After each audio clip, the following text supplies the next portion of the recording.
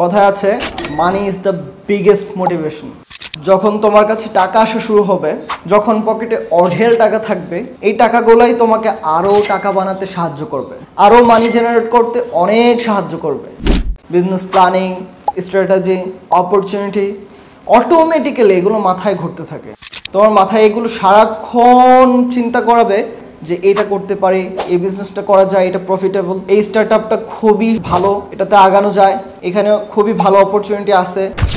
মাথায় অনেক কিছু কাজ করে যে এখানে ক্যারিয়ার অপরচুনিটি খুবই ভালো, এই ধরনের বিষয়গুলো তখন মাথায় ঘুরতে থাকে। এটা তখনই সম্ভব যখন পকেটে টাকা থাকে। টাকা ছাড়া এই প্ল্যানিংগুলো কখনোই মাথায় আসবে না। সো টাকা কামাও, earn money, make money, create money, money is power, money is everything, success mean money. So আর বসে থেকো না, টাকা কামাও। জীবনে সাকসেস হওয়া খুবই জরুরি। সাকসেস মানে টাকা পয়সার মালিক হওয়া। একবার সাকসেস হয়ে যাও, একবার টাকা পয়সার মালিক হয়ে যাও, তোমার জীবন তোমার মনের মতো হয়ে চলবে। বাবা মা, ভাই বোন, আত্মীয় স্বজন সবাই তোমাকে জিজ্ঞেস করে ডিসিশন নেবে। তুমি ডিসিশন দেওয়ার আগে সে কাজে আগাবেই না। আর যদি তুমি বেকার হও, কোনো কিছু না করো, টাকা পয়সা না থাকে তোমার হাতে, যদি সাকসেস হয় অনেক দূরের পথ, তাহলে তারা তোমার থেকে কেন ডিসিশন নেবে? কারণ তুমি তো বেকার, কোনো কিছু করছো না, তারাই তোমার খরচ বহন করতেছে, তোমার তো কোনো পরিচয় নেই, তাই না? ডিসিশন অবশ্যই নিবে, আগে ডিসিশন দেওয়ার যোগ্যতা হও, তাই না? আগে সাকসেস হও, সাকসেস মিন টাকা পয়সার মালিক হও, কোনো কিছু করো, তারপর বলো যে আমার কাছ থেকে ডিসিশন নিলে না কেন। আগে সাকসেস হয়ে দেখাও, তারপর সব কিছু তোমার মন মতো হবে। এভরিথিং টাকা দিয়ে সব কিছু করা যায়।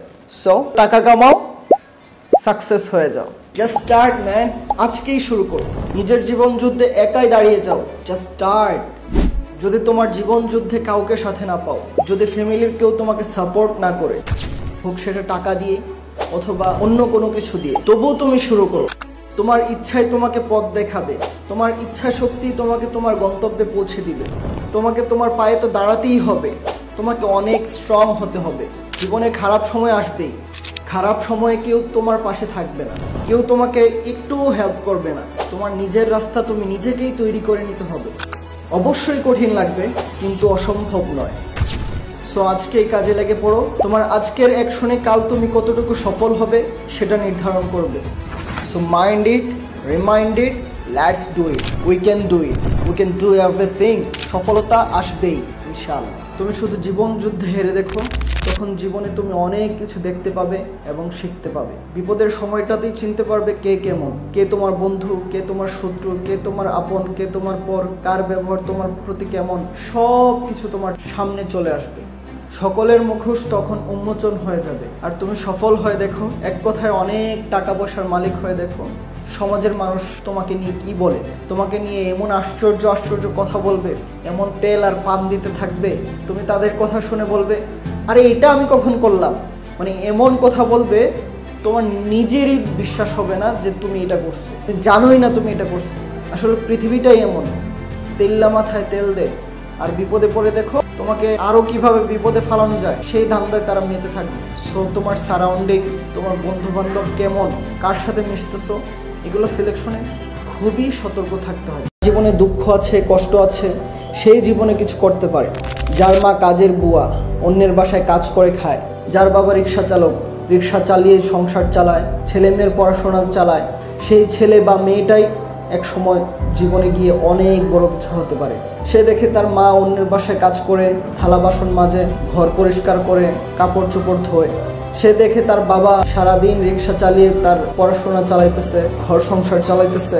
এগুলো দেখে তার অনেক কষ্ট হয়। সে জীবনে অনেক কিছু করবে এমন ইচ্ছা শক্তি নিয়ে সে বড় হতে থাকে। আর বড় লোকের বাচ্চারা অনেক সুযোগ সুবিধা পায়, এসি রুমে ক্লাস করে, কিন্তু শেষ পর্যন্ত সে কিছুই হতে পারে না, অপদার্থ হয়। আর বস্তিতে থাকা ছেলেটা, যার মা কাজ করতো অন্যের বাসায়, যার বাবা রিক্সা চালাইতো, সেই ছেলেটা একটা সময় গিয়ে বিসিএস ক্যাডার হয়ে যায়, অনেক বড় পদে চাকরি পায়, বড় বড় কোম্পানিতে তার চাহিদা থাকে, অনেকে অনেক বড় বিজনেসম্যান হয়ে যায়।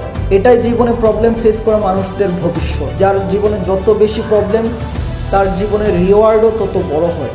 মনে ইচ্ছা শক্তি রাখতে হবে, এই প্রবলেমগুলো আমাকে কাটিয়ে উঠতে হবে, এই প্রবলেমগুলো ফেস করে আমাকে আমার স্বাভাবিক জীবনে ফিরে যেতে হবে। সো জীবনে কখনো ভেঙে পড়ো না, তুমি তোমার মতো চেষ্টা করে যাও, ইনশাল্লাহ একটা সময় ভালো কিছু করতে পারবে।